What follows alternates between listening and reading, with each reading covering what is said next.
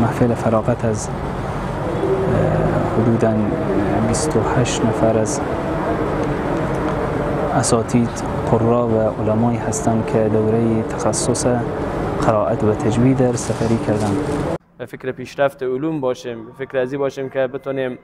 در حد معیارات جهانی خود در قرائات و تجوید آماده بکنیم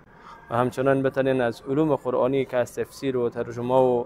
مفاهیم قرآنی بهتر بهره گیری بکنیم و یاد بگیریم. احساس خوشحالی میکنم که قرآن عظیم الشان رو به شکل درست انشالله یاد گرفتم و کوشش میکنم که برای آینده، برای نسل آینده، برای دوستا و شاگردا و عزیزا قرباتونم به شکل درست انتقال بدم و وسیله خدمت به دین و دنیا باشم.